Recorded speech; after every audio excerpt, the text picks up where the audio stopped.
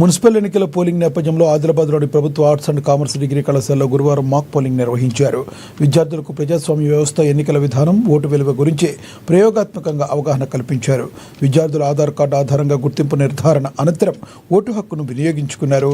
ప్రజాస్వామ్యంలో ఓటు ఎంతో కీలకమని ప్రిన్సిపల్ అతిక్ బేగం తెలిపారు.